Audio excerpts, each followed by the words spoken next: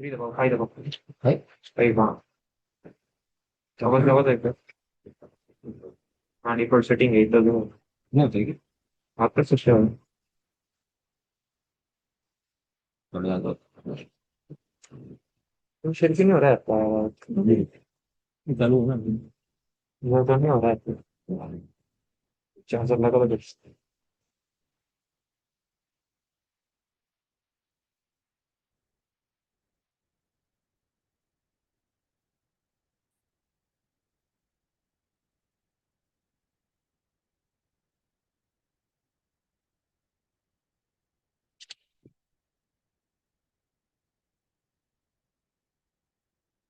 फिर हो जाए और एक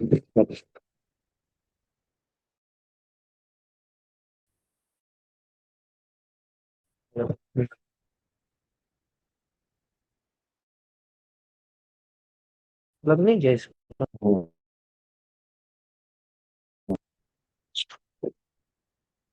हाँ मुझे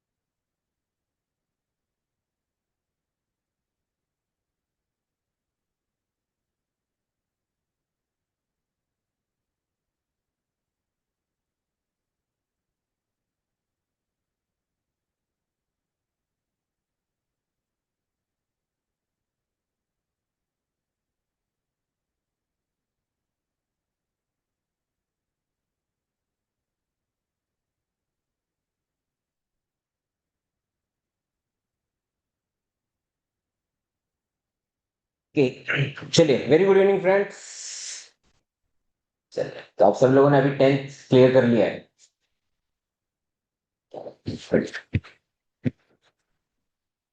ठीक है well my name is C Ghalib Mirza and today I will be discussing with you something about taxation, something about Indian economy, something about the taxation system that has been developed in India, and what exactly the role of a student, every student I would say rather, is there in Indian economy, irrespective of the stream, irrespective of the education that he gets। ठीक है तो आज हम सब कुछ ऐसा discuss करेंगे जो जनरल नॉलेज के लिए आपको काम आएगा, सब्जेक्ट भी आपको क्या है वो समझेगा, और एग्जैक्टली टैक्सेशन सिस्टम इंडिया में कैसे काम। ठीक है चलिए so before we proceed further I welcome all the online students and the offline students। ठीक है थोड़ा इसको इंटरेक्टिव रखते हैं। In line I hope I am audible to you, am I? Yes, sir. Okay, thank you so much। चलिए okay before we proceed further let me know how many of you how many of you have the word tax? ये word कितने लोगों ने सुना है? सबने सुना है? ओके, कितने टाइप का होता है टैक्स? सुना है? डायरेक्ट टैक्स, इनडायरेक्ट टैक्स, ऐसा कुछ सुना है? क्यों लेते हैं टैक्स गवर्नमेंट? डेवलपमेंट के लिए। ओके, तो अगर डेवलपमेंट के लिए टैक्स चाहिए तो हम सिर्फ एक ही टैक्स क्यों नहीं लगाते? मल्टीपल टैक्सेशन सिस्टम क्यों इंडिया में? एनीवन? Anyone knows that? ठीक है, तो आज के लेक्चर में मैं आपको कुछ ऐसी चीजें बताने वाला हूँ जो आपको नहीं पता है। ठीक है, इंटरेस्टिंग भी चीजें कुछ करेंगे जो आपको काम में आएगी, रियल लाइफ इंसिडेंट्स, पूरा थियोरेटिकल डिस्कशन नहीं करेंगे। ठीक है, मजा आएगा आपको, कुछ ऐसी बातें हम डिस्कस करेंगे। ठीक है, तो फर्स्ट ऑफ ऑल, कोई भी देश जो चलाया जाता है, कोई भी कंट्री जो रन किया जाता है, वो कंट्री चलाने के लिए पैसा लगता है। Do you agree? यस। जैसे कोई फैमिली रन करना है तो उसके एक्सपेंसेस होते हैं, like monthly expenses like groceries, medical, yes, bill का एक्सपेंस, न्यूज़पेपर का एक्सपेंस, एजुकेशन एक्सपेंस एक्सेट्रा। ये सारे लिंक करने के लिए फैमिली मेंबर्स आर अर्निंग। वैसे ही कोई भी कंट्री अगर अपने को डेवलप करना है, उस नेशन को डे टू डे एक्टिविटीज के अंदर उसके एक्सपेंडिचर्स मीट करने हैं, तो we have to incur some expenditures. Like अब नासिक में कुंभ मेला आ रहा है, पता है? कब आ रहा है? 2027, am I right? Can you please close the door? कितना बजट नासिक को सैंक्शन हुआ है गवर्नमेंट के through? Do you know this? In totality, including roads, bridges, construction, police quarters, temporary sheds and cleaning of Godavari, सब मिला के मात्र 25,000 का, 25,000 crore. Is it clear? Yes. Now my question, who is going to give this money and who is, or rather who has given this money to the government in the form of? तो बहुत simple बात है। Can I be louder? Is it okay now? Online? Yes. Okay, चलिए। So let's prepare some interesting document, क्योंकि आपने commerce का कुछ भी पढ़ा नहीं, आपको कुछ पता नहीं है, तो इससे क्या बोलते हैं वो मैं नहीं बताऊंगा। एक सिंपल डॉक्यूमेंट बना रहा हूँ जिसमें एक साइड पे लिख रहा हूँ मैं मेरा इनकम, और एक साइड पे लिखने वाला हूँ मेरा एक्सपेंस। ये मैं गवर्नमेंट ऑफ इंडिया का बता रहा हूँ। Is it clear? तो just think from the perspective of government. पहले आप दोनों में से क्या फिक्स करोगे? एस्टिमेट क्या करोगे? आपका एक्सपेंस कितना है वो हिसाब से इनकम डिसाइड करोगे, या आपका इनकम कितना वो हिसाब से एक्सपेंस डिसाइड करोगे? पहले क्या फाइनल करोगे? Income. This is what is going to happen when you are doing it for your own. But when we are doing it for government, पहले गवर्नमेंट क्या फाइनल करता है? अपना एक्सपेंस, कि इतना खर्चा मुझे करना पड़ेगा, यस, मिनिमम। और वो हिसाब से क्या प्लान करता है अपना? गवर्नमेंट प्लान करता है मुझे इंफ्रा पे कितना खर्चा करना है, मुझे एजुकेशन में कितना खर्चा करना है, मुझे मेडिकल में कितना खर्चा करना है, एंड मुझे लॉ एंड ऑर्डर में कितना खर्चा करना है। लॉ एंड ऑर्डर मतलब judicial system, I hope you है। यस। तो सब मिला के गवर्नमेंट ने फाइनल किया कि मुझे 40 लाख करोड़ का खर्चा है, 40 लाख करोड़, इंडिया। अब ये 40 लाख करोड़ का जब मुझे खर्चा करना है, तो उतना मुझे क्या करना होगा बोलो? अब ये पैसा हम कहाँ से लाए? And then we start thinking. Is it clear? So it's not like that. Can you decide your income and then you go for an expenditure? First of all, you have to understand how much an expenditure you are going to incur. Bare minimum. I'm not talking about कि develop कर लो कुछ बिल्कुल ही अलग सा. For example, a family which is not able to survive can plan a vacation? No. Are you getting my point? तो जो country basic needs meet नहीं कर पा रहा है, राइट, वो और ग्रोथ का नहीं सोचेगा। तो पहले गवर्नमेंट क्या बोलता है कि आपने तो कम से कम कितना खर्चा लगने वाला है उसकी लिस्ट बनाओ। सैलरी देना ही पड़ेगा, राइट, रास्ते बनाने पड़ेंगे, ब्रिजेस बनाने पड़ेंगे, yes please, are that, are that. तो पहले एक्सपेंसेस को फाइनलाइज किया जाता है। अब ये एक्सपेंसेस जो है ये मीट करने के लिए गवर्नमेंट क्या करता है, अपना इनकम साइड जो है वो डेवलप करता है। और इनकम साइड में दो टाइप के रेवेन्यू आते हैं। एक होता है रेवेन्यू फ्रॉम टैक्स, जिसे कहा जाता है, बोलो, टैक्स रेवेन्यू। और दूसरा जो रेवेन्यू होता है वो होता है नॉन टैक्स रेवेन्यू। तो पहला रेवेन्यू क्या है बोलिए, और दूसरा रेवेन्यू क्या है? I hope you are that, yes, online be with me. अब यस सर। अब गवर्नमेंट ने क्या किया, नॉन टैक्स रेवेन्यू और टैक्स रेवेन्यू इसको डिस्टिंग्विश कैसे किया। और अगर पूरा पैसा अपने को गवर्नमेंट को आपसे और मुझसे ही लेना है तो why not only tax revenue, what is there in non tax? So let me give you some ideas. पहले नॉन टैक्स रेवेन्यू में क्या आता है ये सिंपल एग्जाम्पल। आप अगर यहाँ से निकलते और कॉलेज रोड का सिग्नल जंप करते, मतलब ब्रेक कर देते, सिग्नल तोड़ देते, अगर हम लेमन लेंगे तो, और वहां पे अगर पुलिस ऑफिसर खड़ा है तो he will charge you fine, am I right? चालान होता है ना, ये जो चालान है, जो फाइन है, जो पेनल्टी है, इसे कहा जाता है कौन सा रेवेन्यू? Non tax. जो गवर्नमेंट के पास एक्स्ट्रा पैसा पड़ा होता है वो गवर्नमेंट कहीं तो इन्वेस्ट करते हैं, और उस इन्वेस्टमेंट पे गवर्नमेंट को इंटरेस्ट मिलता है, ये कौन सा revenue? Non tax. Is clear? तो गवर्नमेंट इनकम साइड में भी क्या करता है, पहले मुझे कितना नॉन टैक्स रेवेन्यू आने वाला है उसको फाइनल कर ले,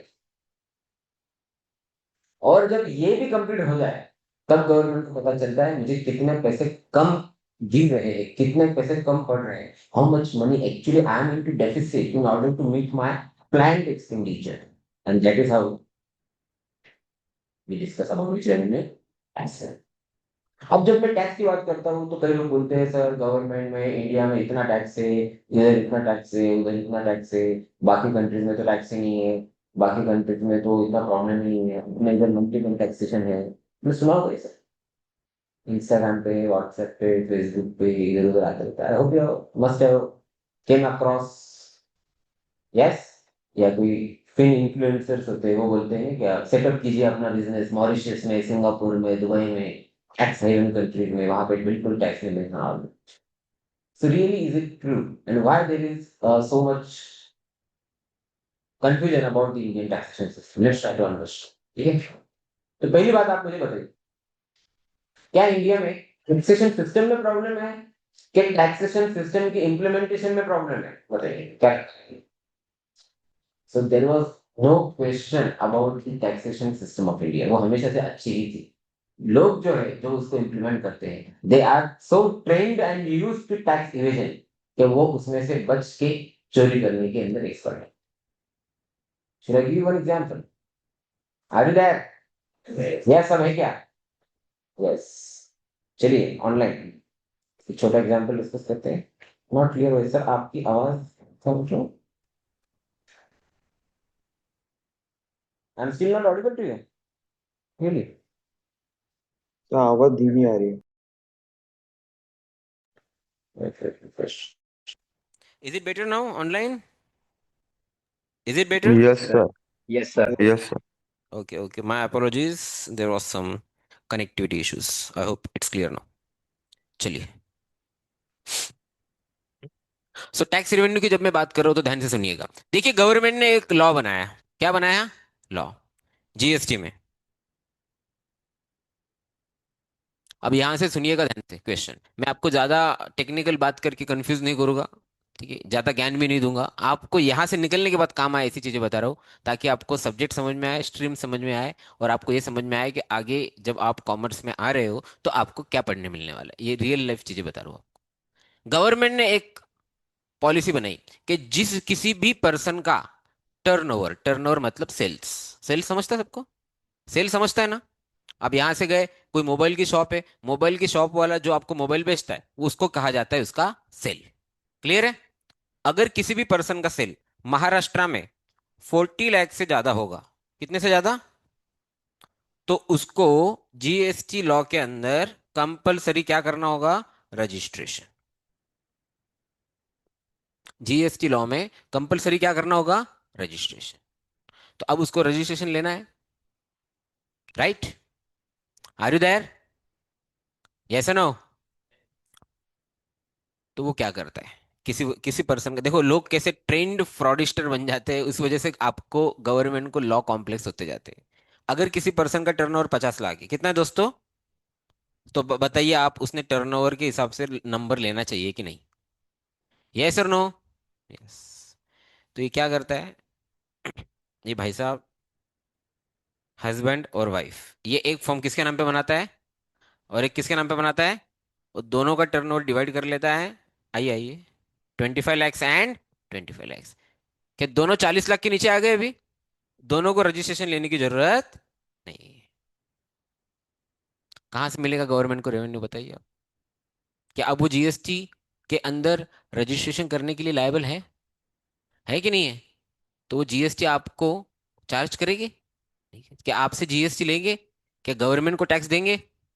and that is how many of the people manipulate the points, and that's why the taxation system in India is quite complex, or rather it has become complex. It was not so from day one. I hope you are there. But फिर धीरे धीरे धीरे धीरे चीजों को streamline भी किया गया। तो अब आज के रेट में जीएसटी हो या इनकम टैक्स हो, ये कैसे चार्ज होता है और किन चीजों पे चार्ज होता है, थोड़ा हम समझने की कोशिश करेंगे, ताकि आपको इसके अंदर एक आइडिया आ जाए। चलिए देखिए, किसी भी पर्सन का जो सेल्स वैल्यू है, कौन सा वैल्यू है? सेल। ये होता है सेल्स, ये होता है परचेस। अगर किसी पर्सन का सेल है 1000 रुपीज और उसका परचेस है 800 रुपीज, तो बताइए प्रॉफिट कितना है? Very good. तो ये सेल्स के ऊपर जो टैक्स देना है इसका नाम है जीएसटी। क्या नाम है? और ये प्रॉफिट पे जो टैक्स देना है इसका नाम है इनकम टैक्स। तो अब कई लोग मुझे बोलते हैं, सर ये तो 2 बार टैक्स हो गया। Is it so? Let's try to understand. ये जो सेल आपने किया, ये आपने किसको किया? मान लीजिए कि भूषण सर है, उन्होंने मुझे सेल किया। तो ये जो 1000 रुपीज का सेल किया है, इस पे ये जीएसटी मुझे चार्ज करेंगे 180 रुपीज का। तो टोटल भूषण सर मुझसे कितना पैसा लेंगे? 1180। पर ये जो 180 रुपीज उन्होंने मुझसे चार्ज किया है, किस चीज का? ये वो किसको पे करेंगे? तो ये उनका इनकम हुआ क्या? क्या उनका टर्नओवर हुआ? नो। Is it clear? तो टेक्निकली देखा जाए तो जीएसटी लॉ जो है ये कैसा है, सिंपल है कि उसमें जो भी सप्लायर है यानी कि सेलर है, वो अपने कस्टमर को जीएसटी चार्ज करता है। Is it clear? उससे जीएसटी कलेक्ट करता है और फिर गवर्नमेंट को डिपॉजिट करता है। I hope you are there. Is it clear? Yes no? And that is how GST law is working. लेकिन इनकम टैक्स जो है ये बड़ा सिंपल है। ये जो 200 रुपीज का प्रॉफिट हुआ है इस पर्सन को, ये 200 रुपीज के प्रॉफिट पे जो भी टैक्स है वो किसे देना है? उसी पर्सन को देना है। वो किसी से कलेक्ट नहीं कर सकता। इसलिए इनकम टैक्स को बोला जाता है पर्सनल टैक्स या डायरेक्ट टैक्स। कौन सा टैक्स? इसलिए वो डायरेक्टली लिया जाता है ना। लेकिन जीएसटी को क्या बोला जाता है? Indirect tax. क्योंकि यहां पे अगर भूषण सर सप्लायर है और मैं अगर रेसिपिएंट हूं, तो टेक्निकली भूषण सर ने जो 1180 मुझसे लिया, उसमें ही जीएसटी इंक्लूड था। तो भले ही भूषण सर ने वो पैसा गवर्नमेंट ऑफ इंडिया को जमा कराया हो, लेकिन गया तो मेरे जेब से। am I right? ऐसा ना? तो क्या मैंने गवर्नमेंट को जमा कराया? नो। तो गया मेरी जेब से पर मुझे पता नहीं, इसलिए जीएसटी को क्या कहा जाता है? Indirect tax. तो let me give you some examples. आप छोटी छोटी चीजें खरीदते हो, आप मैगी खरीदते हो या कैडबरी खरीदते हो या कोई बिस्किट्स खरीदते हो, कोई भी चीज जो आप खरीदते हो जो एमआरपी पे है, एमआरपी मतलब मैक्सिमम रिटेल प्राइस। जो भी चीज आप एमआरपी पे खरीदते हो, वो चीज के ब्रैकेट में एक चीज लिखी होती है, इंक्लूसिव ऑफ ऑल टैक्सेस। कभी पढ़ा है आपने? कभी सोचा है आपने? Which taxes? So inclusive of all taxes का मतलब जीएसटी को पकड़ के।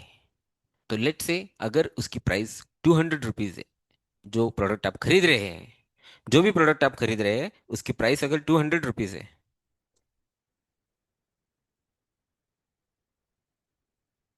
अगर उसकी प्राइस कितनी है दोस्तों? 200 rupees, and it is including tax. इसका मतलब 200 रुपए के अंदर जीएसटी इंक्लूडेड है। पर आप जाते, आप सामान खरीदते, आप फोन पे से क्यूआर दे देते और घर आ जाते। कभी आपने सोचा है कि इसमें आपने जीएसटी दिया? इसलिए जीएसटी को क्या कहा जाता है? Indirect tax. जिस दिन, इसलिए आपको बुरा भी नहीं लगता, जिसको मैं इंग्लिश में कहता हूँ, आपको डायरेक्ट पिंच नहीं होता। लेकिन जिस दिन शॉपकीपर ये बोलना शुरू कर दे, सर 200 का है, आप बोलेगे अच्छा थैंक यू, 180 रुपये बेसिक है, 20 रुपये टैक्स है। अब आपको बुरा लग रहा है कि 20 रुपये क्या गया? टैक्स। आर यू देयर और नॉट? लेकिन 99% प्रोडक्ट्स जो इंडिया में बिकते हैं उसमें ये सेपरेशन नहीं होता। वो कौन से प्राइस पे बिकते हैं? एमआरपी पे। और MRP is always inclusive of tax. इसलिए कस्टमर को या बायर को या रेसिपिएंट को आप जो भी बोल ले, he is never aware of how much of tax he is paying when it comes to indirect tax. Is it clear? इसलिए उसको पता ही नहीं है कि उसको क्या नहीं पता है। M I right? या ऐसा ना हो? और सबसे ज्यादा रेवेन्यू गवर्नमेंट को इनडायरेक्ट टैक्स से आता है, यानी कि जीएसटी से आता है। रीजन है? क्या रीजन है सर? मैं बताता हूँ। आज की डेट में डायरेक्ट टैक्स यानी कि इनकम टैक्स, राइट? अगर आपका इनकम यानी कि प्रॉफिट 12 लाख रुपए तक है तो आपको एक भी रुपया इनकम टैक्स देने की जरूरत नहीं है, which is a quite big amount. कितने लोगों के पेरेंट्स सैलरीड है यहाँ पे? सैलरीड पापा मम्मी सैलरीड है, मतलब जॉब पे भी जॉब करते हैं, ऐसे कितने लोग हैं? यस। ओके। ओके ठीक है। तो इस साल जो मार्च अभी खत्म हुआ है, फाइनेंशियल ईयर पता है आपको क्या होता है? यस। मार्च में एंड होता है, पता है ना? तो ये जो मार्च में फाइनेंशियल ईयर एंड हुआ है 2025 2026, राइट? इस ईयर में अगर आपके पापा की सैलरी 12 लाख से नीचे है तो उन्हें एक भी रुपया टैक्स देने की जरूरत नहीं है। क्या बात है सर, बहुत बढ़िया, राइट? हैप्पी? लेकिन एक जगह डायरेक्ट टैक्स है, लेकिन दूसरी तरफ अगर कोई 5 साल का बच्चा, 5 इयर्स का बच्चा कैडबरी लेने जाए, उसे किस पे खरीदनी होती है वो कैडबरी, बोलो?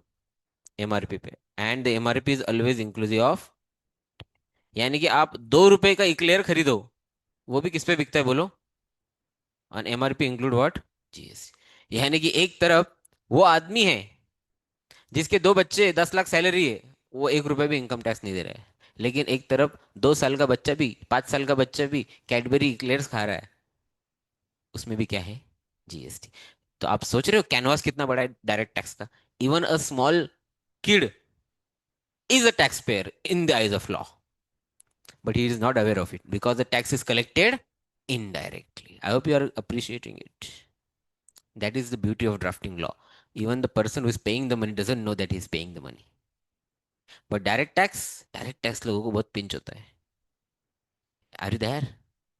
इसलिए गवर्नमेंट स्मार्टली क्या करता है, डायरेक्ट टैक्स में स्लैब बढ़ा देता है और इनडायरेक्ट टैक्स का रेट बढ़ा देता है। तो इधर उसको लगता है 12 लाख तक टैक्स नहीं है, पर जो अमाउंट पे टैक्स नहीं दिया, वो जो पैसे बच गए उससे जो तू खरीदेगा उस पे क्या देगा? Indirect tax. और उसको पता ही नहीं है। आर यू देयर और नॉट? अब फाइनेंशियल लिटरेसी की ये हालत है इंडिया में कि कोई बच्चे को बोलो भाई पेट्रोल की प्राइस बढ़ गई, तुझे पता है क्या हो गया? स्टेट ऑफ हॉर्मुज में क्या हो गया, या ईरान इसराइल यूएस वॉर चल रहा है, इसका क्या हो गया पता है तुझे? प्राइसेस बढ़ गए, पेट्रोल के प्राइसेस बढ़ गए। Are you aware of it? एक जगह आप जैसे बच्चे लर्नेड इंटेलिजेंट, और एक जगह बच्चे बोलते मुझे क्या लेना देना, मैं तो 200 का ही डालता हूँ। कल भी 200 का डालता था, आज भी 200 का ही डाल रहा हूँ। तो मेरे लिए तो प्राइस बड़ी ही नहीं। फिर उसको समझाना पड़ता 200 में तुझे क्वांटिटी बेटा कम मिल रही है, पर फिर भी उसे लेना देना नहीं, मुझे क्या पता अंदर क्वांटिटी तो दिखाई नहीं देती है। मतलब ये लेवल की लिटरेसी है इंडिया में, financial literacy. Yes. Are you there और not? So, as a commerce student, when you are part of the stream or when you are associated with the economy, yes, it gives you an edge that how exactly the country run or how the global economy works. ठीक है? तो direct indirect tax का concept आपको समझ में आ गया? Any doubts in this? बोलो। Clear है? यस। चलिए, now further let's have a discussion आप लोगों ने जीएसटी के अंदर अगर आप कुछ भी चीज खरीदो तो क्या करना चाहिए? क्या आपको पता है जीएसटी कितने टाइप का होता है? कभी सुना है क्या आपने? बोलो। नहीं? सीजीएसटी, एसजीएसटी और आईजीएसटी, क्या डिफरेंस है बोलिए सब में? बोलो, बोलिए क्या डिफरेंस है? डिवाइड होकर मिलता है, ठीक है। अब मेरा एक क्वेश्चन है आपसे। क्या आपको पता है ऐसा कौन सा प्रोडक्ट है जिसपे जीएसटी नहीं लगता?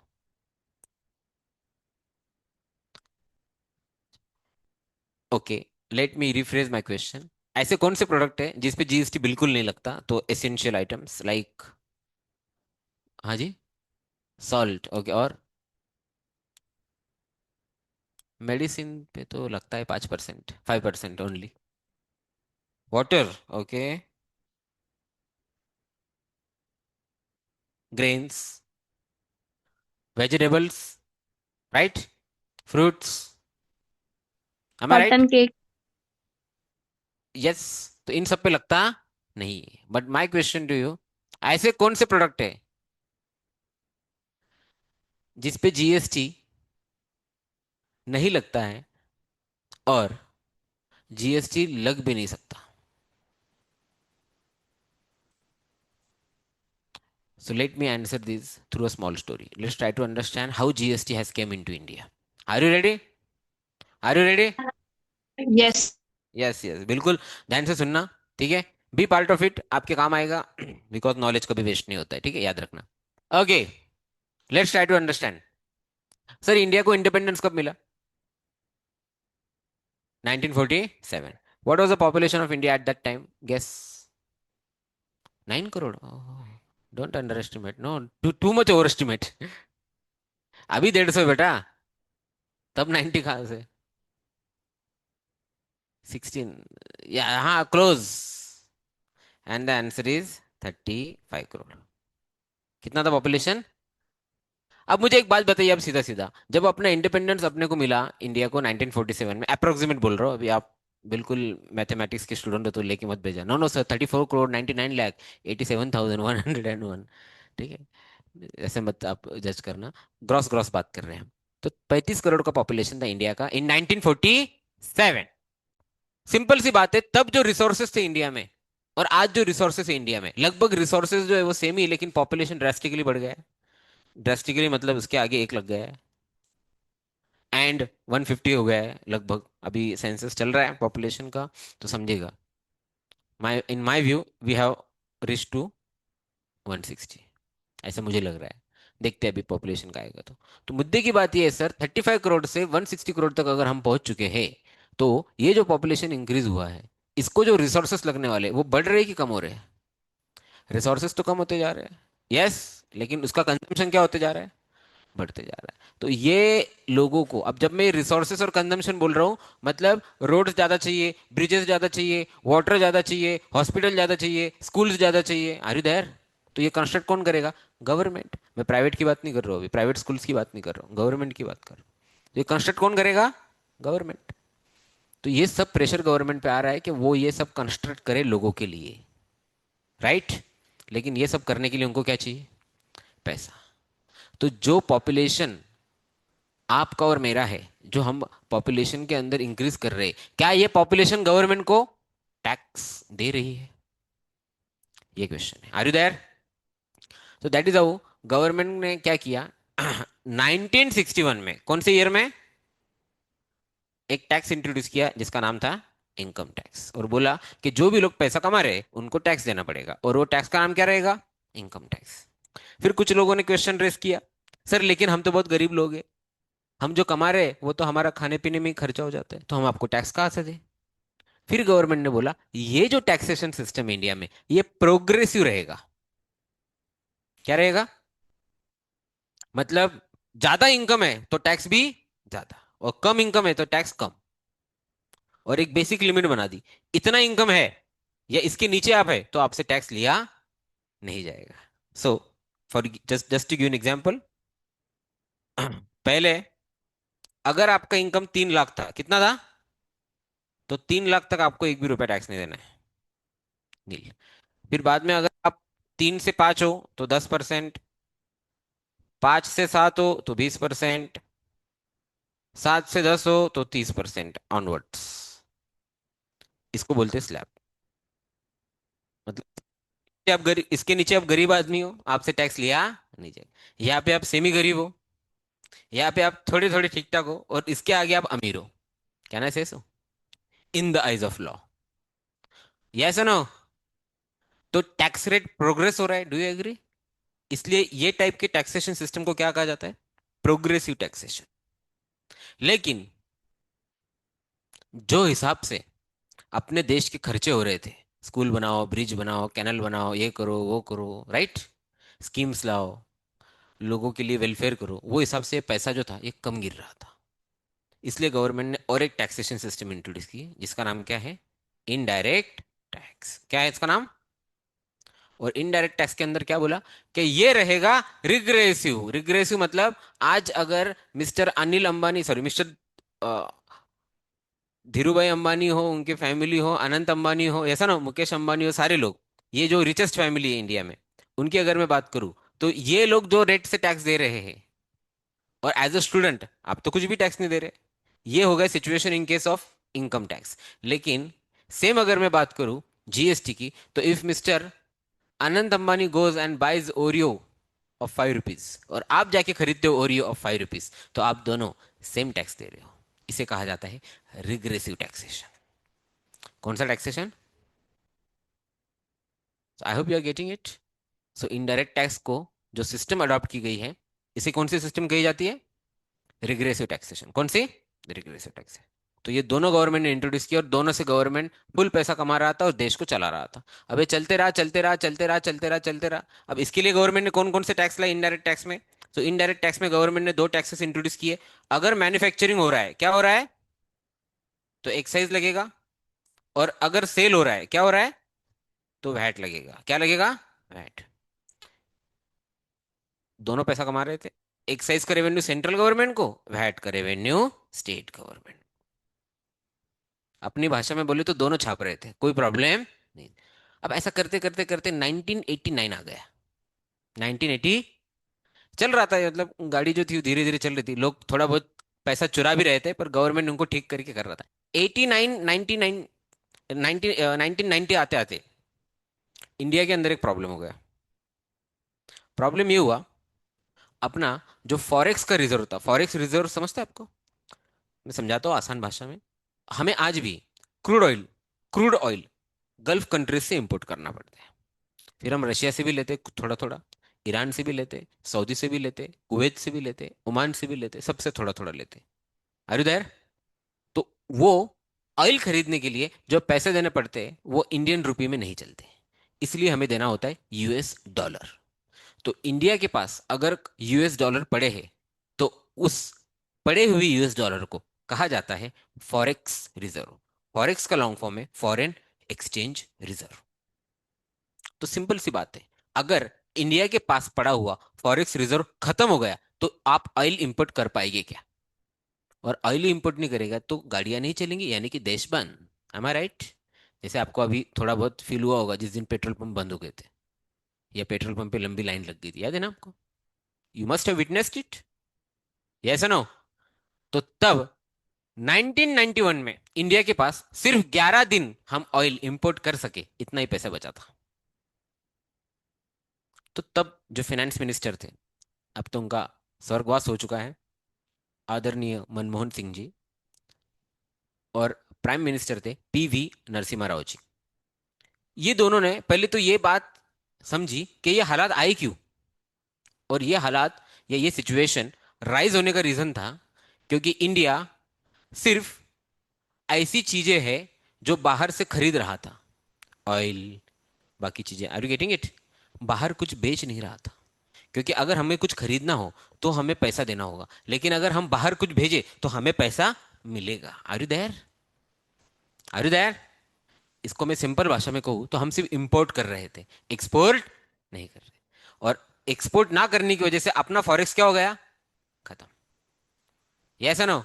तब मनमोहन सिंह जी ने ये पॉलिसी डिसीजन समझा और उन्होंने बोला कि अब टाइम आ चुका है कि इंडिया फॉरेन या एक्सपोर्ट या पूरी दुनिया में कोई ना कोई सर्विस दे या बाहर की इकोनॉमी से कनेक्ट हो। अभी क्या हो रहा है, अपन अंदर ही अंदर घूम रहे हैं। इंडिया में ही बनाते हैं, इंडिया में ही खत्म हो जाता है, बाहर से लाते हैं तो अपन बाहर से खरीदते जा रहे हैं, अपन दे नहीं रहे। और अपना पॉपुलेशन बढ़ रहा है, रिसोर्सेज का कंजम्पशन बढ़ रहा है, पर वो रेशो में टैक्सेशन नहीं आ रहा है क्योंकि अपने लोगों के पास पैसा ही नहीं है। और पैसा क्यों नहीं है? क्योंकि बाहर की इकोनॉमी से हम कनेक्ट ही नहीं है। तो तब उन्होंने ये चीज समझी और बोला कि लेट्स इंट्रोड्यूस 3 पॉलिसीज, जिसका नाम था LPG। शायद आपने पढ़ा हो, नहीं? L stands for liberalization, P for privatization and G is for globalization। तो उन्होंने लिबरलाइज किया। पहले ये था कि आपको कोई भी चीज करनी तो गवर्नमेंट की परमिशन लो, फिर गवर्नमेंट की परमिशन लेने जाओ तो करप्शन होगा। उन्होंने क्या किया, 6 चीजें छोड़ के बाकी हर चीज फ्री कर दी। एग्जाम्पल डिफेंस, मेडिसिन, 2 एग्जाम्पल दिए आपको। डिफेंस और मेडिसिन में आपको काम करना है तो गवर्नमेंट की परमिशन लो, बाकी आपको बॉटल बनानी है, रिमोट बनाना है, पेन बनाना है, कीबोर्ड बनाना है, लैपटॉप बनाना है, बिंदास चालू कर दो, सिर्फ हमें बता दो आप कर रहे हो, परमिशन लेने की जरूरत। तो that is merely N intermission, not a permission, right? तो लिबरलाइज होने से लोग जो थे वो बिजनेस करने लगे। दूसरा काम किया गवर्नमेंट ने, प्राइवेटाइजेशन। पहले गवर्नमेंट को डर था कि सारा काम अगर हम खुद नहीं करेंगे, हमने अगर प्राइवेट लोगों के हाथ में दे दिया तो प्राइवेट लोग लेबर्स का एक्सप्लॉइटेशन करेंगे। What do mean by that? आप लोग लेबर्स को सैलरी नहीं दोगे, उनसे काम बहुत करवाओगे। इसलिए गवर्नमेंट खुद मैन्युफैक्चरिंग यूनिट डालता था एंड मेक श्योर करता था कि लेबर को पैसा मिले। I hope you are there. तो ये प्राइवेटाइजेशन भी गवर्नमेंट ने किया और बोला सब काम करना, अपना काम नहीं, लोगों को करने दो। और उसके बाद क्या किया? Third, globalisation. बाहर के कंपनीज को बोला आओ इंडिया के अंदर ऑफिस डालो। And this is only because of the 1991 new industrial policy that was introduce by Manmohan Singh ji and LPG introduce by him, कि आज एक्सेंचर, गूगल, मेटा, ये सारी कंपनीज इंडिया में, Hyundai, ये सारी कंपनीज 1991 के बाद इंडिया में आई है, उसके पहले कोई भी नहीं था। So we should be thankful to them for introducing this policy. Because of them only the multinational companies got the access to come to India. Is it clear? Are you there? Yes. अब ये आ गया तो इसके बाद India change हो गया पूरा, लोगों के पास पैसा आ गया। क्योंकि इंडिया के पास कुछ नहीं था, सिर्फ पॉपुलेशन था, तो अपन ने सर्विस बाहर देना शुरू की। यानी कि इंडिया में बैठो और यूएस के लोगों को सर्विस दो, जो यूएस में बैठे यहां से काम करो कंप्यूटर से, जिसे कहा गया एक्सपोर्ट ऑफ सर्विस। क्या कहा गया?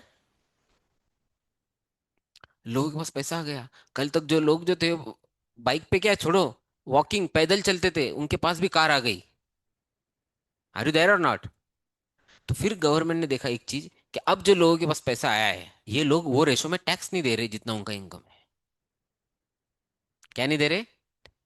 उनको पूछा गया कि भाई साहब आप टैक्स क्यों नहीं दे रहे? तो बोले सर हम मैन्युफैक्चरिंग या सेल नहीं कर रहे, हम क्या कर रहे, बोलो, हम क्या दे रहे लोगों को? और सर्विस तो टैक्स, सर्विस पे टैक्स आता ही नहीं है। टैक्स किस पे आता है? या तो मैन्युफैक्चरिंग पे या फिर। तो तब गवर्नमेंट ने 1994 में एक नया टैक्स इंट्रोड्यूस किया जिसका नाम क्या था? Service tax. तो सर्विस टैक्स केम इन 1994, उसके पहले नहीं था, क्योंकि सर्विस देता ही नहीं था कोई। और 94 के बाद में जो इंडिया के लोग थे ये हो गए प्रो इन डूइंग फ्रॉड। तब तक उनका सर्वाइवल चालू था, मतलब तब तक वो बिल्कुल भोले भाले बन के, 2 वक्त का खाना मिल जाए साहब, बच्चों को एजुकेशन मिल जाए सर, बस इस पे थे। लेकिन 94 के बाद में उनको लगा नहीं नहीं, आई एम एकदम ग्रेट, ये सब मैं पहले से डिजर्व करता था, बस अब मिला है तो अब मैं जम के चोरी करूंगा और 1 रुपया भी टैक्स नहीं दूंगा। तो 94 के बाद में गवर्नमेंट ने ये चीज ऑब्जर्व की कि लोग टैक्स ही नहीं दे रहे हैं और इनकम बहुत है। और केसेस बनने लगे। केसेस क्या बनने लगे? एग्जाम्पल, कि लॉ में चेंज आने लगा। जिसमें एग्जाम्पल आपको बता कि ये आप कोई सर्विस दे रही है, एग्जाम्पल कोई सर्विस आप दे रही है, तो उसके अंदर जैसे कि मैंने बताया आपको, बोला कि सर्विस टैक्स में रजिस्ट्रेशन लो। सर्विस टैक्स में रजिस्ट्रेशन की लिमिट थी 10 लाख, आप कमा रही है साल का 16 लाख, तो आपने लेना चाहिए कि नहीं? आपने क्या किया, मम्मी के नाम पे एक फॉर्म बना दिया, मेरा 8 लाख, मम्मी का 8 लाख। फिर आपको नोटिस आया तो आपने बोला सर हमारा फॉर्म अलग अलग है, हमारा फॉर्म क्या है? तो मेरा 8 लाख, मम्मी का 8 lakh, we are not liable to register, इसलिए हम सर्विस टैक्स।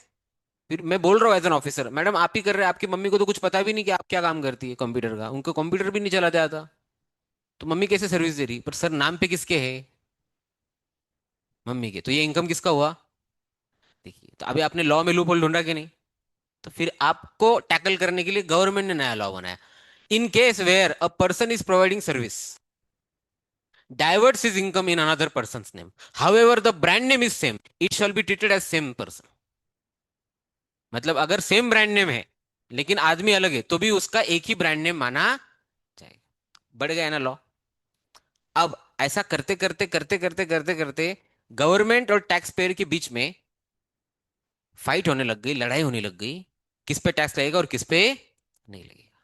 ये गवर्नमेंट ने सिंपल लॉ बनाया लेकिन आदमी तो फ्रॉड करेगा, मौका मिला गया। अरे देर यस, उसने फ्रॉड किया। गवर्नमेंट ने फिर वो लॉ के ऊपर और एक लॉ बनाया, फिर लोगों ने नया फ्रॉड किया, फिर नया लॉ बनाया, फिर नया फ्रॉड किया।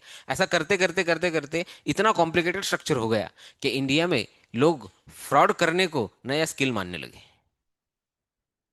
जैसे कि कहीं अगर जाके बोलो पब्लिक में मैं टैक्स नहीं भरता हूँ, क्या बात कर रहे हैं, हाँ मैं कुछ भी नहीं भरता हूँ, क्या बात है यार, क्या जीनियस है। सही है ना। तभी तो हमने उसको हीरो बना दिया। क्या नाम उसका, इस पे वेब, हर्षद मेहता को वेब सीरीज बना दी, उस पे उसकी रिंगटोन सारी दुनिया रख रही है। I hope you have heard his name. ऐसा ना, उसकी वेब सीरीज आई थी तो नहीं हर ब्रो। बंदे हर बंदा वही रिंगटोन चला रहा है मोबाइल में। मैंने कहा उसने किया क्या तेरे, कुछ नहीं किया तो पता नहीं क्या किया भाई, लेकिन बहुत भारी मस्त फ्रॉड किया था। Are you getting my point. तो ये इंडिया में स्ट्रक्चर होगा, तब जाके गवर्नमेंट को एक बात महसूस हुई कि ऐसा नहीं है कि सारे लोग फ्रॉडिस्टर है। कुछ लोग जेन्युइनली अपने बनाए हुई पॉलिसीज की वजह से और अपने बनाए हुए टैक्सेशन सिस्टम की वजह से परेशान है, क्योंकि हम उसी आदमी को पकड़ रहे हैं जो लॉ फॉलो कर रहा है, जो सीधे सीधे लॉ इवेड करता है, चोरी करता है, उस तक हम पहुंच ही नहीं रहे। फॉर एग्जाम्पल, ऐसा हो चुका था, आपको पता है नासिक में एक बहुत बड़ा मॉल है काठियावाड़ नाम से, उंटवाड़ी में, सिटी सेंटर के पास, पता है सबको। ये काठियावाड़ के सामने इमेजिन करो सिनेरियो, मैं आपको एक हाइपोथेटिकल एग्जांपल दे रहा हूँ। काठियावाड़ के सामने ही पत्रे के अंदर मैंने शेड बनाया और वहां पे लिखा 99 rupees sale sale sale sale sale. Okay, 99, 199, 299। Okay, मेरा डेली का सेल हो रहा है, डेली का सेल हो रहा है मेरा 1 लाख रुपए का, डेली का। 4 दिन छुट्टी पकड़ लो, महीने का सेल 26 लाख रुपया, बराबर। Are you there. साल का सेल मोटा माटी 2 करोड़ 40 लाख, 2.25 करोड़ पकड़ लो, 2 करोड़ 25 लाख एनुअल सेल हो रहा है मेरा, एनुअल। जीएसटी में रजिस्ट्रेशन की लिमिट कितनी महाराष्ट्र में, 40 लाख। पूरा क्या पूरा सेल में कैश में कर रहा हूँ, एक भी रुपया बैंक में नहीं डाल रहा हूँ, यानी कि गवर्नमेंट को पता ही नहीं कि मैं इतना बड़ा काम कर रहा हूँ। अरे यार, 1 रुपए का इनकम टैक्स छोड़ो, मेरा पैन कार्ड नंबर भी नहीं है।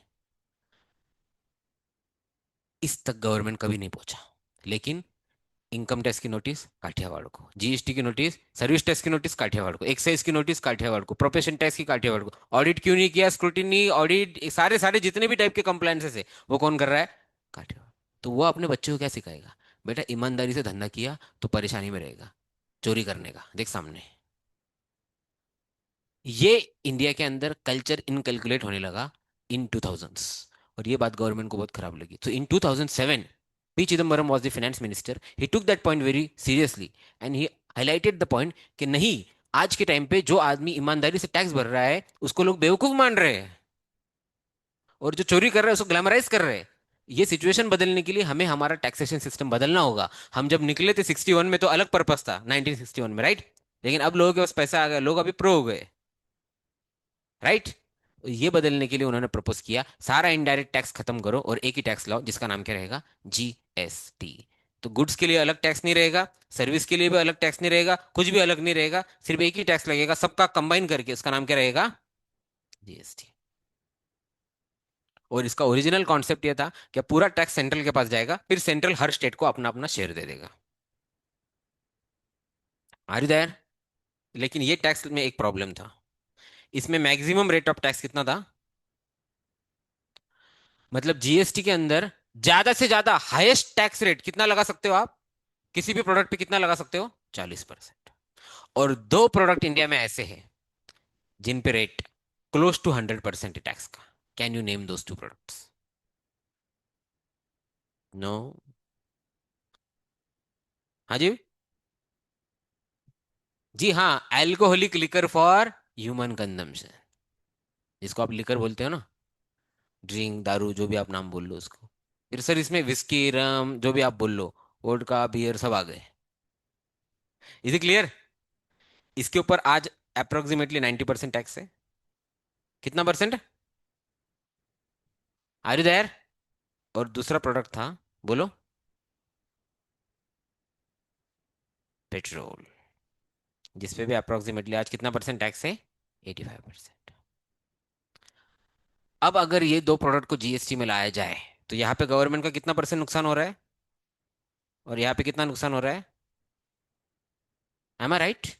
नुकसान होगा ना गवर्नमेंट का, उतना टैक्स कम मिलेगा सर, पर हमारा तो अच्छा होगा। आपके अच्छे की बात ठीक है, लेकिन गवर्नमेंट को जो नुकसान हो रहा है उसका क्या?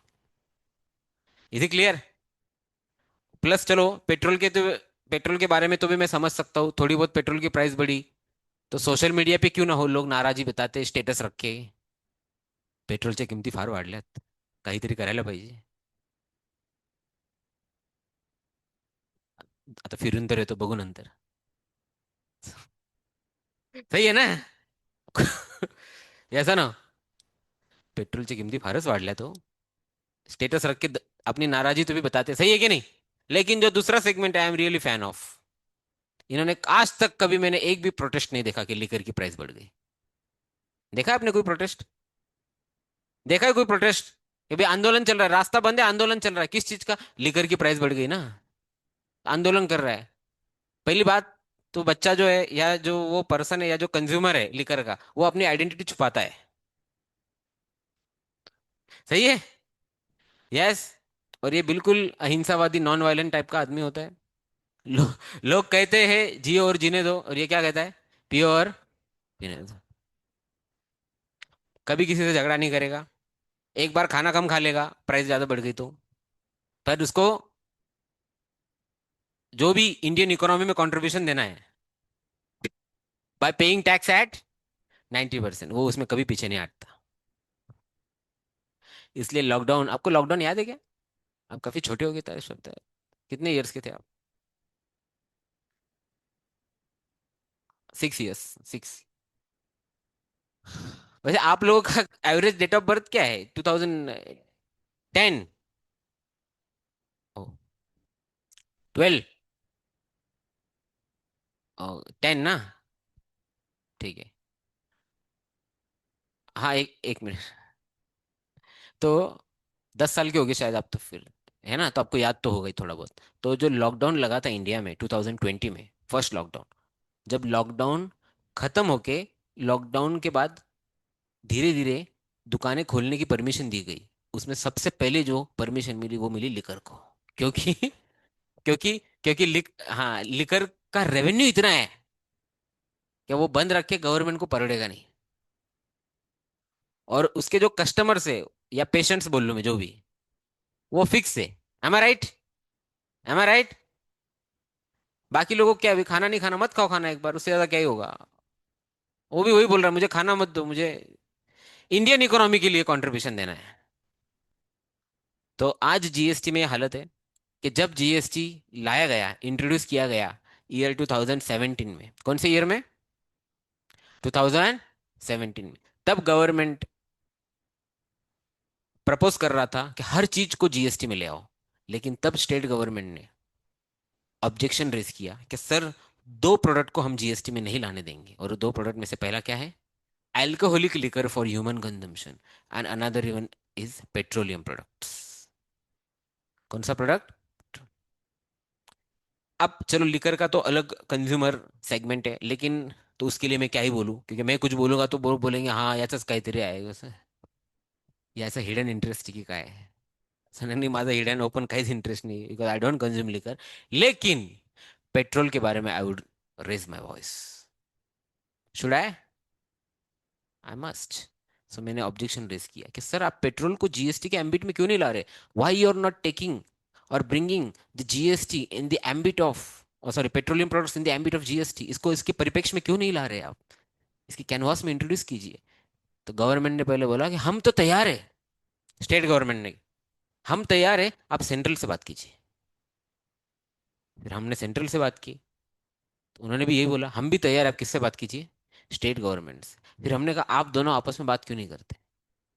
तो बोले हम नहीं कर सकते. मैंने कहा क्यों? क्योंकि अगर हम करेंगे बात तो फिर हमें जीएसटी में लाना पड़ेगा, और हम लाना नहीं चाहते. तो आज जो आप 113 रुपए या 120 रुपए लीटर पेट्रोल खरीद रहे हैं, इसमें नियर टू 80-85% आप टैक्स दे रहे हैं. Is it clear? Is it clear? Yes और no? That is much required. Yes. तो that's how GST was introduce. तो अब आज के रेट में हर चीज पे जीएसटी लग चुका है एक्सेप्ट टू प्रोडक्ट्स। अच्छा, अब जब जीएसटी लॉ या इनडायरेक्ट टैक्स सिस्टम आया, तो जैसे कि इन्होंने बोला दो तीन स्टूडेंट्स ने कि एसेंशियल प्रोडक्ट्स पे नहीं लगा, तो क्या एसेंशियल सर्विस पे भी जीएसटी नहीं लगना चाहिए? Don't you think so? Can you name me the few services which are essential in nature and GST is not levied on it or not applicable on it? Services. जी हाँ, सही जवाब। Electricity, right. Next. Okay, अभी मुझे हाँ इसके बारे में बात करनी, मेडिसिन या health care? Okay, preventive health care या डायग्नोसिस या both?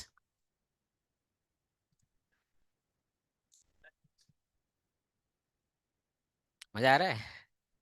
What is preventive health care?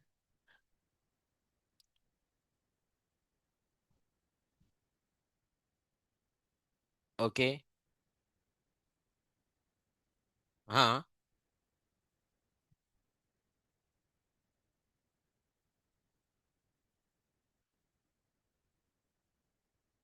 तो प्रिवेंटिव हेल्थ केयर भी आपके हिसाब से एग्जाम्प्ट है जीएसटी में, ऐसा बोलना चाहते हैं इन शॉर्ट? तो टैक्सेबल है कि नहीं है? प्रिवेंटिव हेल्थ केयर टैक्सेबल है। ओके, कितने लोग बोल रहे हैं प्रिवेंटिव हेल्थ केयर टैक्सेबल नहीं है? एजुकेशन, सही जवाब। सर, लोगों ने रिफ्यूज क्यों नहीं किया फिर लिकर और पेट्रोल के ऊपर जीएसटी के बारे में? क्यों कि नहीं पे करेंगे हम एंड ऑल? देखो ऐसा है, लोगों ने प्रोटेस्ट किया पर व्हाट्सएप पे किया, ये प्रॉब्लम है। तो स्टेटस तो 24 घंटे में चला जाता है, तो जैसे ही उसके स्टेटस के रीच हो गए 1,000, उसको लगा उसका अचीवमेंट हो गया, तो उसने फिर वो छोड़ दिया। तो उसको प्रोटेस्ट करना नहीं था, वो प्रोटेस्ट कर रहा है ये बताना था, वो उसने कर दिया, और अभी उसको वापस उसकी आदत हो गई। ये होगा एक सेगमेंट। और दूसरा जो सेगमेंट है वो बोल रहा है क्या, मैं आज पण 200च टाकतो। मैं मैं आज भी कितने का डालता हूँ पेट्रोल? 200 का। इसलिए प्राइस बढ़ी भी हो तो आई डोंट माइंड, क्योंकि मेरे लिए तो 200 ही है, तो मेरे लिए प्राइस बढ़ी नहीं है। तो ये दोनों चीजें हैं। और तीसरा सेगमेंट है, वो बेचारा अपनी डेली लाइफ में इतना बिजी है कि वो 1 2 3 दिन प्रोटेस्ट कर सकता है, लिख सकता है, बोल सकता है, मैसेज कर सकता है, उसके बाद उसे उसके साथ यूज टू होके आगे काम पे जाना पड़ता है। Is it clear? जैसे कि आपके पेरेंट्स, और कुछ कुछ हद तक मैं भी। Is it clear? Yes no? एक मिनट। Yes sir. हेलो। हाँ दादा, लेक्चर लेक्चर मध्ये दादा, लेक्चर मध्ये आहे. थोडा वेळात करतो.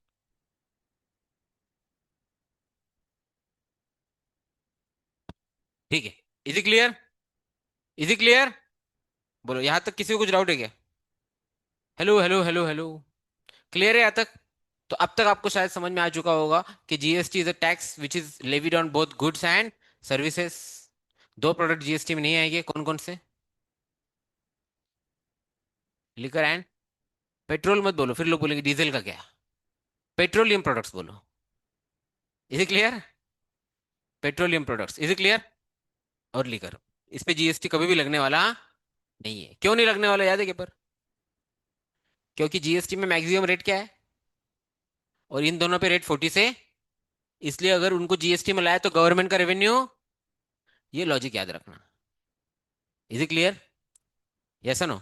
वरना कुछ लोग सिर्फ ऐसी बातें करते, किसी को पूछो आप, या कोई फ्रेंड्स को पूछो, या घर पे पूछो, या रिलेटिव्स में पूछो कि अंकल पेट्रोल पे जीएसटी नहीं है, क्यों नहीं है? वो लाना नहीं चाहते ना। क्यों पर? लाना नहीं है ना उनको, त्यांची इच्छाच नाही आहे. का बरं पण असंच करतात ते? हुआ क्या है पर, असंच आहे त्यांचं काय.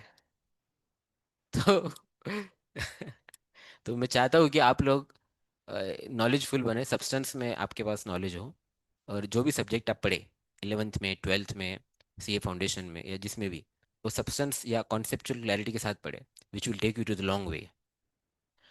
आई at Mindspare Academy, I am a faculty for GST.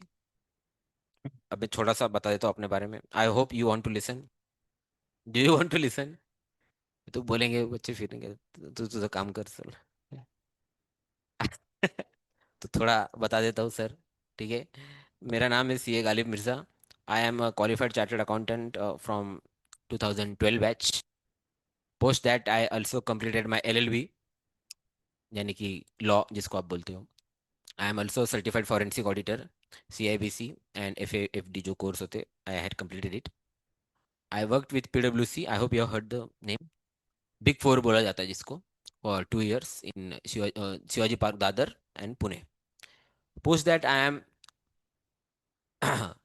Working as a senior partner in my firm MKC and company, जहाँ पे मैं टैक्स लिटिगेशन के मैटर्स हैंडल करता हूँ। टैक्स लिटिगेशन यानी कि गवर्नमेंट बोल रहा है किसी चीज पे टैक्स लगेगा, और मैं बोल रहा हूँ टैक्स नहीं लगेगा, तो ये जो हमारा डिस्प्यूट है, इसे कहा जाता है टेक्निकल लैंग्वेज में लिटिगेशन, यानी कि स्टैंडर्ड झगड़ा। आसान भाषा में आप बोल, वो बोल रहे टैक्स लगेगा, मैं बोल रहा हूँ टैक्स नहीं लगेगा। यस, सिर्फ बिना हाथापाई वाला, जिसमें बातों से आप सेंसर्ड लैंग्वेज में जो बोलना है बोल सकते हो। Is clear? हाथापाई नहीं कर सकते। तो आर्ग्यूमेंट, उसको आर्ग्यूमेंट्स कहा जाता है। तो I am more into that tax litigations up to tribunal level, and also public speaker for Indian economy, taxation, थोड़ा बहुत। I have delivered more than 500 lectures across India till now, and also working for that. In Mindspark, I am only a visiting faculty for GST. So आप लोग commerce के अंदर आते हैं 11th में, तो आपकी मेरी मुलाकात शायद 3 साल बाद हो, क्योंकि आप 11th करोगे, 12th करोगे, फाउंडेशन करोगे, तो मिनिमम 2.5 years मिनिमम। उसके बाद आप intermediate for CA inter GST। So that's it from my side. So I really want you to understand, and I want you to give my good wishes for one important point, कि जो भी आप subject matter पढ़ रहे हो 11th में, आप जो भी स्ट्रीम चूज कर रहे हो, उसके अंदर याद रखना 11th is a very important year. Right now meeting you guys took me 20 years back. In 2006 I was in 11th, okay, in KTHM college.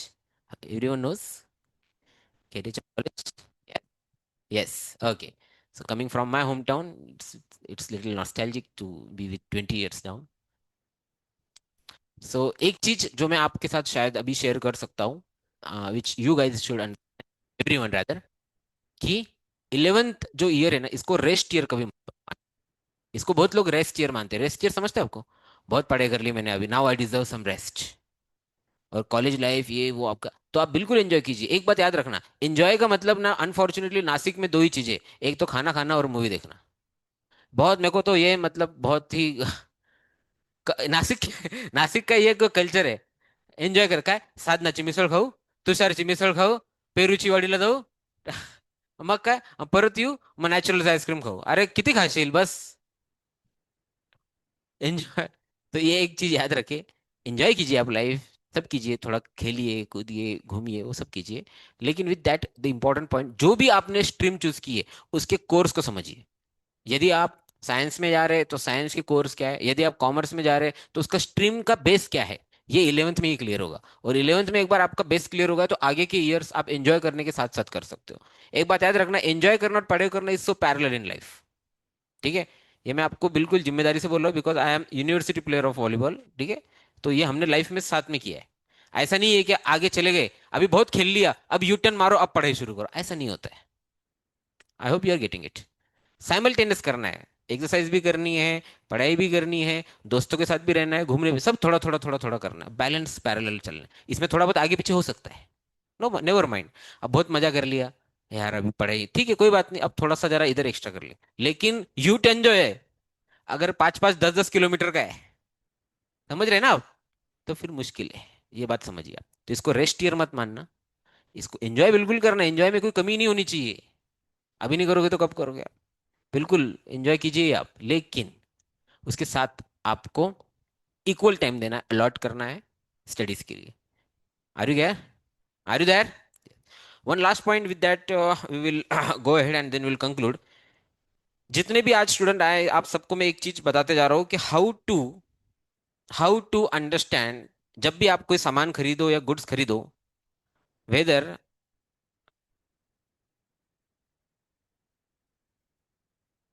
Yes sir. आपका नाम तो नहीं पता, Xiaomi 2312 4 RN 1। Yes sir, thank you. शायद mobile company का नाम और model number लग रहा है मेरे को, शायद। ठीक है, चलिए तो मैं पॉइंट पे आ रहा हूँ। आपको एक इंपॉर्टेंट एस्पेक्ट बता के जा रहा हूँ मैं कि कभी भी आप शॉपिंग करने जाओ, कोई भी सामान खरीदने जाओ, तो हाउ टू आइडेंटिफाई कि ये आदमी फ्रॉड तो नहीं है। Are you ready? अरे ऐसा ना हो। चलिए, सबके पास स्मार्टफोन है, मेजोरिटी लोगों के पास है, तो प्लीज आप अपना स्मार्टफोन निकाल लीजिए। इंटरनेट है, तो एक वेबसाइट पे आ जाइए। एक वेबसाइट है, उस पे आ जाइए sir. CC4, what is CC4? तुम्ही खूप मस्त समजावता, thank you. But what is CCSI? What, I am not getting it. CA sir, sir ओ ठीक है, ठीक। That was out of the box. अच्छा ठीक है, जोक्स अपार्ट, आप इस वेबसाइट पे आइए जरा फटाफट। gst.gov.in, इंटरनेट ओपन कीजिए, सफारी क्रोम जो भी होगा आपका। gst.gov.in, आ गई क्या?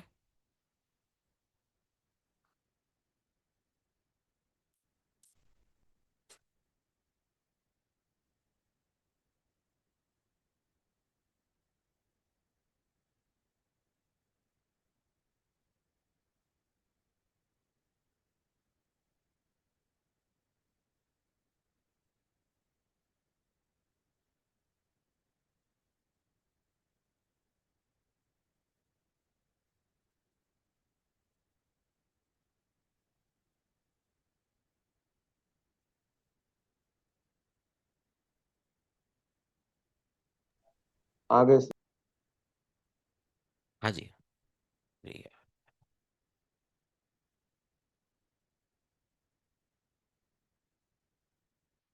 देखिए, अभी हम चेक करने वाले हैं, कोई भी शॉप से जब आप सामान खरीदोगे, तो हाउ टू आइडेंटिफाई क्या वो पर्सन का जीएसटी नंबर चालू है, बराबर है कि फ्रॉड है, बराबर है। देखो, अभी ये एक इनवॉइस है लैपटॉप का, ठीक है। तो इसमें ऊपर जिसका नाम दिया रहता है वो सेलर होता है, ये तो पता है ना आपको, जिस दुकान से आप सामान खरीद रहे हो। तो Gionet IT mall private limited, Canada corner, Nashik से मोबाइल लैपटॉप लिया गया है, ठीक है, अलमाइटी इंडस्ट्रीज को, ठीक है। तो यहाँ पे अगर आप देखोगे, ये जो जियोनेट IT मॉल है, इसका जीएसटी नंबर यहाँ पे दिया है, दिख रहा है आपको? दिख रहा है? अब याद रखना, पहले तो आपकी जिंदगी में, बच्चों में क्या, सभी में बोलूंगा अभी मैं, पहले तो ये बात, मैं एक बात क्लियर कर दूं आपको कि ये जितने भी लोग हैं ना, हमारे भी कुछ मिलियनियल वाले लोग या हमसे बड़े लोग, इन लोगों को बड़ा मजा आता है जेंजी को गाली देने में। इसकी मैं सच्चाई बताऊं आपको, क्योंकि वो लोग जलते हैं आपसे। आप बहुत स्मार्ट है सब लोग, इन्होंने आधी जिंदगी बेवकूफी में डाल दी, तो इनको ऐसा हो रहा है कि आम्हाला जे आत्ता कळले ना, आत्तापासून कसं कळतंय? आप समझ रहे बात? जो उनको आप समझ रहे हैं वो आपको पहले से पता है, तो उनको बहुत ये होता है। सच बात ये है कि आप बहुत स्मार्ट और इंटेलिजेंट लोग हैं, सिर्फ सही जगह एनर्जी को डायरेक्ट कीजिए, ठीक है। If you know, you know. हाँ जी सर, वेबसाइट पे आ गए आप। तो अभी कहाँ चेक करने का कि ये बराबर है? तो there is option call search tax payer, दिख रहा है आपको? आपके इधर वो 3 डॉट हो गए शायद मोबाइल में, राइट साइड में ऊपर, उधर क्लिक करो, सर्च आएगा। सर्च टैक्स पेयर में बाय GSTIN दिख रहा है क्या? बाय GST नंबर दिख रहा है क्या? उस पर क्लिक करो। दिखा क्या आपको? हेलो? अब यहाँ पे देखो, एंटर करना है नंबर। अब ये नंबर यहाँ पे टाइप करो।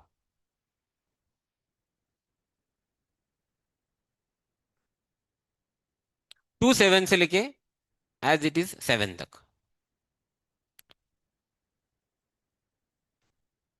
27AA ECG 7252M1Z7।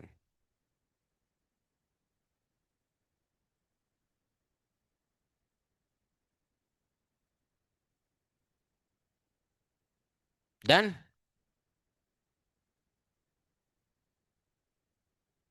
गलत मत टाइप कर देना, वापस टाइप करना पड़ेगा। हो गया? ठीक है यार, आपकी चैटिंग में तो बड़ी स्पीड रहती होगी यहाँ पे, आप है ना? इधर आपको देख देख के इतना टाइप नहीं हो रहा है आपसे। तब तो सोच सोच के टाइप कर लेते आप। हो गया। हाँ जी चलो, इधर अभी पेस्ट करो उसको या एंटर करो, कैप्चा डालो आपने, सर्च आया क्या, नाम देखो तो, आ रहा है क्या? तो अब सबसे पहले क्या करना है, जब भी आप कोई चीज खरीदो, हो गया क्या पीछे, हो गया ना, इधर ध्यान दो स्क्रीन पे भी, जब भी आप कोई चीज खरीदो तो पहले पेमेंट नहीं करने का, पहले पेमेंट नहीं करने का, पहले क्या मांगने का, बिल। सर पर हम तो स्कैन बिंग करके रेडी रहते, बच्चे जाते कोई भी शॉप में पहले स्कैन किती झाले बर, अच्छा और ज्यादा होशियारी मारते, वो पूछता भी नहीं बेचारा आ रहे कि नहीं, आले बर का, नहीं पाऊंगा, होशियारी मारते डबल। अरे पहले जो अमाउंट है वो अमाउंट को कंफर्म किया है क्या तूने, कैसे कंफर्म करने का, पहले उससे क्या लो, बिल लो, क्या लो, बिल। वो जीएसटी का बिल है कि नहीं है वो पूछो, और अगर वो उसने तुझे बिल दिया है और वो बिल पे क्या मेंशन है, जीएसटी नंबर, तो पहले वेबसाइट पे आके चेक करो कि वो नंबर वैलिड है कि नहीं है, क्योंकि अगर ये जो स्टेटस है यहाँ पे अगर आपको कैंसल्ड लिख के आया, क्या लिख के आया, तो इसका मतलब उसका जीएसटी नंबर डिपार्टमेंट ने कैंसिल कर दिया है, और वो फिर भी तुमसे क्या ले रहा है, तो वो भरने वाला है क्या, तो पूरा प्रॉफिट है उसका। Are you there? तो पहले तो क्या देखो, ये इसने भरा है या नहीं, अब आगे, अब नीचे आ जाओ, अच्छा ये नाम देखो, लीगल नेम, लीगल नेम मतलब उसका नाम, अब तो ये प्राइवेट लिमिटेड है इसलिए उसका प्राइवेट लिमिटेड का नाम है, लेकिन अगर ये किसी पर्सन की फर्म होती, तो मान लो इधर लिख के आता गालिब मिर्जा और ट्रेड नेम में आता जो मेरे कंपनी का नाम है, इज क्लियर? तो जो भी कंपनी का नाम है वो Gionet IT mall private limited की जगह पे आएगा, इफेक्टिव डेट मतलब कब से कर रहा है, ठीक है। चलो तो लेट्स मूव अहेड, नीचे आपको दिख रहा है गुड्स, दिख रहा है क्या गुड्स, गुड्स में वो क्या बेच सकता है वो वहां पे लिखा है, क्या लिखते हो वहां पे, वो क्या बेच सकता है, तो जो आपने खरीदा है वो यहाँ पे मेंशन है कि वो भी देखो, आप वहां पे गए ड्राई फ्रूट लेने और उधर ऐड है कंप्यूटर, तो बोला अंकल आपकी दुकान ड्राई फ्रूट की, उधर कंप्यूटर आ रहा है, क्या चक्कर है, बोलेगा कहाँ कहाँ सच बोलो क्या चक्कर है, बोलेगा बेटा ले जा, फ्री की बात नहीं, वो तो मैं ले ही जाऊंगा, ये क्या चक्कर है। अब वो हो गया, ये क्या चक्कर है बोलो पहले, पर्सनल कंप्यूटर आ रहा है, दुकान आपकी ड्राई फ्रूट की है। मैं कहा, तू एक मिनट अंदर आ जा, अपन बैठ बैठ के बात करते हैं, बैठ के बात करते हैं तो ठीक है। जोक सपाट, लेकिन याद रखना, उसके बाद जाना है आपको शो फाइलिंग टेबल पे, किस पे जाना है, यहाँ पे जो ईयर है आपका फाइनेंशियल ईयर उस पर क्लिक करो 25-26 और सर्च करो, सर्च के बाद में आपको क्या देखना है, याद रखो, अभी ये मैं जो बोल रहा हूँ ध्यान रखना, वरना आप करने कुछ जाओगे फालतू में आपकी वहां पे बेइज्जती हो जाएगी, ध्यान से सुन लो, तो बोलेंगे आम्ही सर आलो होतो इथे फ्री मध्ये बर्गर खायला, पण त्यांचं सगळं बरोबर आहे, आता पैसे मागताय ते, ऐसा ना हो जाए कहीं आपके साथ, वहां से मुझे फोन आएगा, हॅलो सर ऐका ना, आम्हाला वाटलं काही प्रॉब्लेम असेल, पण आता ते पैसे मागताय, तो सुन लो पहले, ठीक है सब, और इसका मिसयूज नहीं करना है, ऑनलाइन भी याद रखो, ये फ्री में खाना खाना, फ्री में चीजें लेना उसके लिए नहीं करना है, ये अपन अपने लिए कर रहे हैं, तो अगर किसी का नंबर कैंसिल हुआ भी तो उसको बेसिक अमाउंट आप पे करो, जीएसटी का पैसा मत दो। अगर आप कोई रेस्टोरेंट में गए, वहां पे आपका कॉफी, आपने 100 रुपए की कॉफी पी, ऊपर जीएसटी लगा 5 रुपया, 105 का बिल हुआ तो 100 आपको देने ही चाहिए, याद आई, याद समझ समझ में आई ये बात, यस नो, यस, क्योंकि आपको कोई नॉलेज मिला है तो उसका मिसयूज मत कीजिए, ठीक है, याद रखना विद्वान सर्वत्र पूज्यते पण विद्या विनयन शोभते, याद रखना विद्या जो है वो विनय के साथ शोभा देती है, अगर अहंकार आ गया विद्या का मिसयूज, इसको प्रॉब्लम उसको प्रॉब्लम इसको ये मत करना, वरना आपके साथ गेम हो जाएगा, समझ में है आपको, कहीं उसका सब बराबर निकला वो पकड़ेगा, ए नहीं इधर आ तू ये काम करता है क्या हर दुकान में जाके, तेरे पे केस करता हूँ रुक जा, ऐसा आपके साथ हो जाएगा ये तो, हाँ तो भी बोलेगा हाँ वो हमारे इधर भी आया था वो, सही है ना, ऐसा मत करना, ठीक है। अब ध्यान से सुनिए मैं क्या बोल रहा हूँ, श्श, अभी कौन सा मंथ चल रहा है, अप्रैल, अप्रैल चल रहा है ना, तो मार्च खत्म हो गया कि नहीं, तो मार्च तक के इसने जीएसटी रिटर्न भरे कि नहीं ये आपको चेक करना है, लेकिन ध्यान से सुनिए मैं क्या बोल रहा हूँ, मार्च तक का रिटर्न भरना चाहिए कि नहीं भरना चाहिए, मार्च तक का जीएसटी इसने भरना चाहिए कि नहीं भरना चाहिए। तो ये आपको दिख रहा है, लेकिन इसने मार्च का तो भरा ही नहीं है सर, तो इसने तो फ्रॉड किया। रुक जाओ, मार्च का भरना कब तक है, 20 अप्रैल तक। आज क्या डेट है, तो कितने दिन बाकी है। तो पहले नॉलेज पूरा ले लो आप, वरना आप, कौन सा अप्रैल बेटा, अप्रैल कौन सा बट, नहीं वो लेटेस्ट इतना ही बताता है वो, मतलब जो से बता रहा है उसके अंदर बताएगा, लेटेस्ट जितना वो स्क्रीन पे बैठता है ना उतना व्यू करता है, अपने को सिर्फ लेटेस्ट मंथ देखना है, पिछला नहीं जाना अपने को, ऑडिट नहीं करना है। लेटेस्ट मंथ, आखिरी मंथ का भरा है या नहीं। तो आखिरी मंथ कौन सा अपना, मार्च। मार्च की ड्यू डेट क्या है, 20 अप्रैल, कितनी है, 20 अप्रैल आया क्या अभी तक, तो उसको टाइम है ना, तो भर देगा। उसके पहले का देखो, फेब्रुवरी का भरा है क्या, देखो आखिरी दिन पे ही काम करता है ढोकला, 20 20 20 दिख रहा है आपको, देखिए आखिरी तारीख 20 तारीख होती है ना, आखिरी दिन पे ही काम कर रहे हो। तो यहाँ पे जाके आप फालतू में सीन मत क्रिएट कर देना। देखो भाइयों, मार्च खत्म हो गया अब तक भरा नहीं, देखो देखो देखो, भरायला पाहिजे यांनी। असं कसं तुमचं चुकीचं फ्रॉड चाललंय जीएसटी मध्ये सगळा, या वीडियो बना रहे हो, हेलो दोस्तों मैं आज आया आया था, तो वो आपका वीडियो बन जाएगा, तो वो कहीं वो बोल दे बेटा what is due date of GST, नहीं वो सब नहीं पता हमें, लेकिन आपने फ्रॉड किया है, कहीं ये आप पे ही केस ना बन जाए। Are you getting my point. हाँ, अगर उसने फेब्रुवरी का नहीं किया है तो आप बोल सकते हो कि सर आपने फेब्रुवरी का रिटर्न नहीं फाइल किया, फेब्रुवरी की डेट थी 20 मार्च, तो क्योंकि आपने फेब्रुवरी का टैक्स का पेमेंट नहीं किया है, it seems that you are habitual offender, आदतन अपराधी है आप, you have a habit of doing an offenses and not paying the taxes to the government. That's why I have a strong reason to not make the payment of tax to you, because you may not deposit it, but I will make you the payment of principal amount। जो चीज मैंने आपसे खरीदी आप उसका पैसा ले लो, tax का पैसा मैं आपको नहीं दूंगा। आर यू देयर, अरे ऐसा ना हो, यस, याद रखना, ऐसा बोल दो आप, शायद सामने से वो उसके पैसे माफ कर दे। नहीं नहीं नहीं करेगा, नहीं नहीं नहीं, कर देगा ना, डिपेंड्स। लेकिन अगर आप सीन क्रिएट करोगे तो कहीं वो आप पे बैकफायर ना हो जाए, हेलो दोस्तों मैं आया था, यस, समझ रहे ना आप, यस नो, यस, पूरी भीड़ आपने इकट्ठा कर ली, काय झालं, अरे बघ ना टॅक्स भरत नाही, कुठल्या महिन्याचा, मार्चचा, तो फिर होता चलो उसने फोन लगाया, या फिर मुझे फोन किया, सर एक मिनिट बोलून घ्या, गालिब सर है क्या बोला, अरे ड्यू डेटच नाही आली अजून, हा ठीक आहे भरून टाका मग हा। कहीं कहीं आपको चेंज ना करना पड़े, is it clear, are you there. तो ये पॉइंट याद रखना, आज के बाद जब भी आप पापा के साथ, मम्मी के साथ, सिस्टर के साथ, भैया के साथ, कजिन के साथ, दोस्तों के साथ इत्यादि किसी के भी साथ अगर आप जाओ शॉपिंग, तो याद रखना, बिना जीएसटी नंबर वेरीफाई करे पेमेंट मत कर।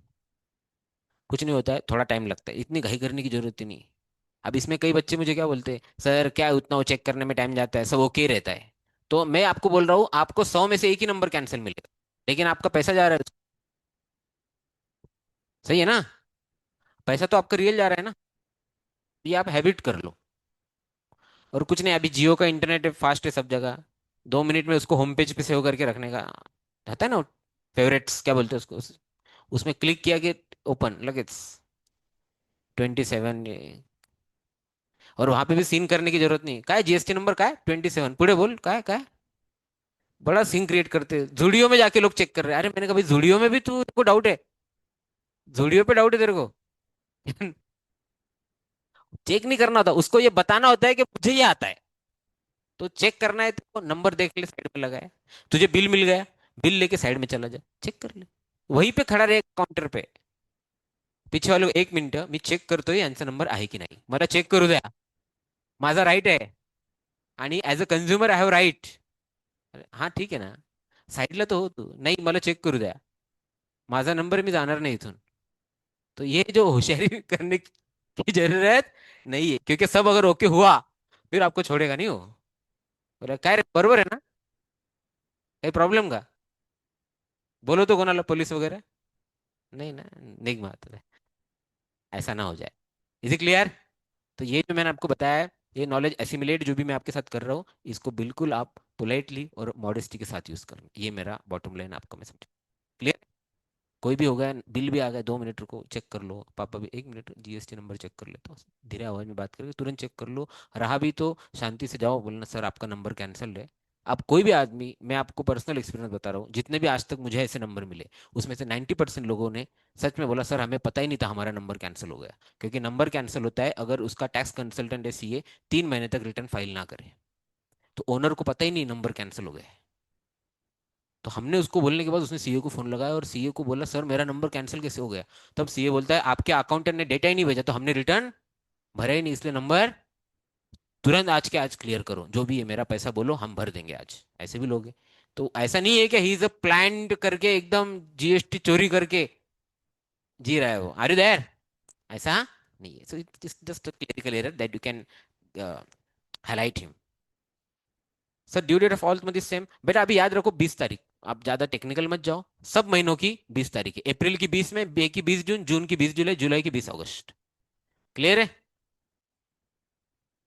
तो हाँ, 20 तारीख के बाद अगर आप शॉपिंग को निकलो तो 21 तारीख को बड़ी एक्साइटमेंट रहेगी आपके माइंड में। आज 21 है, आज मजा है ना?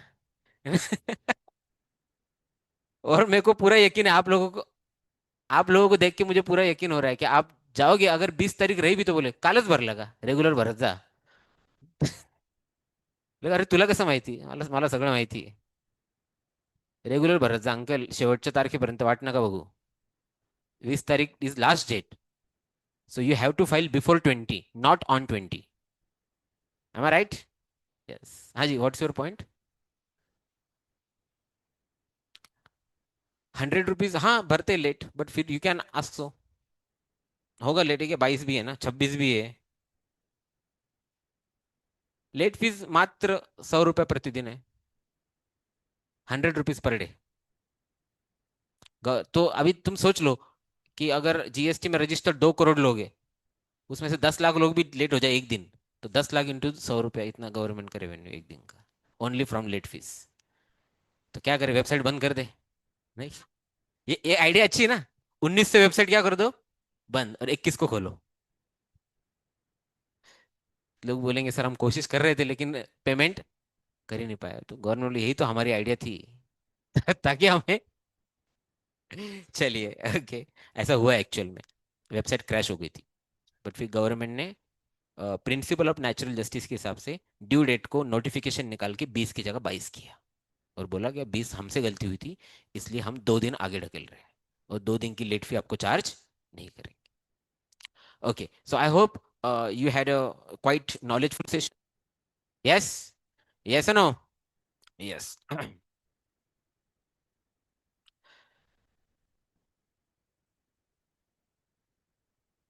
If you have any doubts, any queries, anything to share, you can always be in touch with me.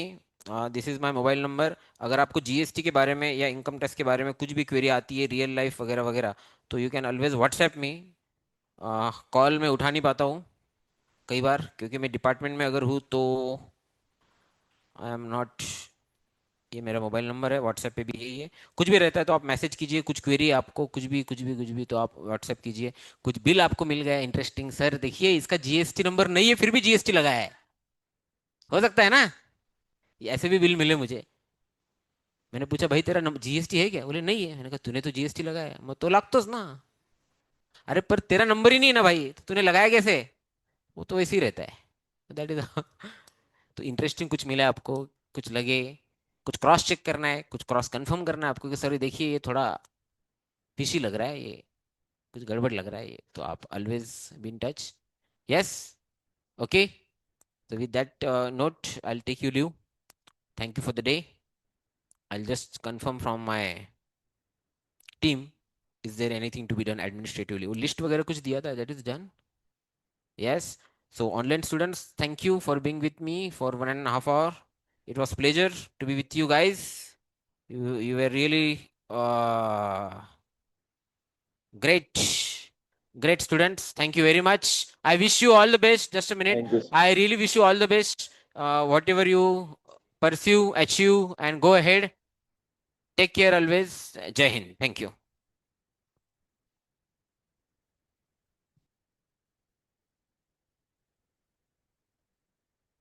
Thank you sir, okay.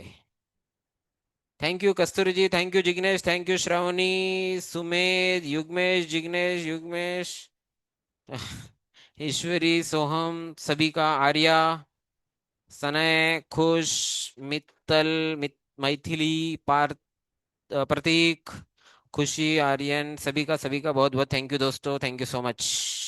Thank you, मिलेंगे जरूर कभी वापस। Take care.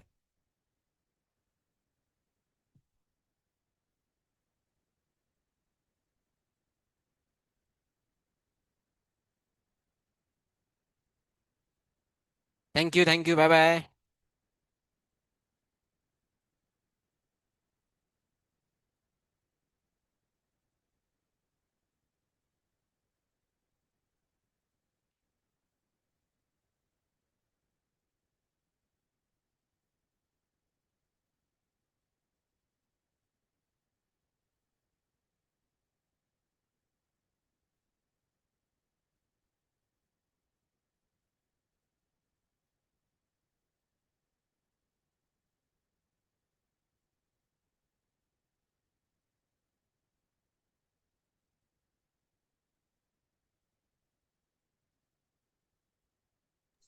सर तुम्ही सीए फाउंडेशनला शिकवणार आहेत का आम्हाला?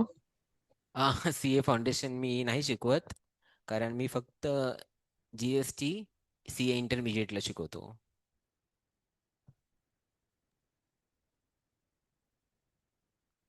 ये सारे लेक्चर्स के आईएमपीएस मिलेंगे क्या? सिगरेट पे, जी हाँ. सिगरेट पे नहीं, नहीं सिगरेट पे भी जीएसटी लगता है. टोबैको पे लग रहा है वैट.